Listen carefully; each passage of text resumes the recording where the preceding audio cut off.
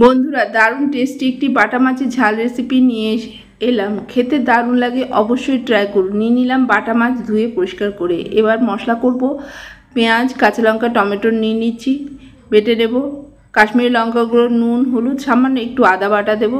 আদা বাটা দিয়ে মাছ রান্না করে খেয়ে দেখুন, খুব দারুণ লাগে। এবার নুন হলুদ মাখানো মাছগুলোকে ভালো করে ভেজে নিতে হবে। কড়াইয়ে সর্ষের তেল দিয়ে রান্না করছি।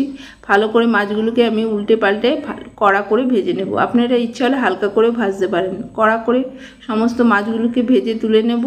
এরপরে আমি ওই তেলের মধ্যে দিয়ে দিচ্ছি 1 চামচ গোটা জিরে ফোড়ন, দিয়ে দেব টমেটোর বাটাটা দিয়ে 2-1 মিনিট ভালো করে ভেজে নেওয়ার পরে দিয়ে দিতে হবে পেঁয়াজ বাটাটাকে দিয়ে 2-1 মিনিট ভালোভাবে ভেজে নিন। এইভাবে রান্না করে খেয়ে দেখুন, দুর্দান্ত স্বাদের হয় এই রেসিপিটা।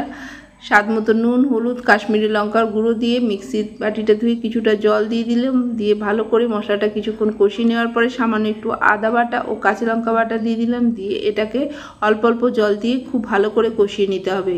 ভালো লাগলে লাইক, শেয়ার, কমেন্ট করতে ভুলবেন না। অবশ্যই পেজটাকে ফলো করে সাথে থাকবেন। আপনাদের ফলো আমার একান্ত দরকার। ভালো করে মশলাটা ভাজা হয়ে যাওয়ার পরে পরিমাণ মতো জল দিয়ে দিন। জল দিলে গ্রেভিটা ফুটে উঠবে। গ্রেভিটা ফুটে ওঠার পরে ভেজে রাখা বাটা মাছগুলোকে এক এক করে দিয়ে দিতে হবে।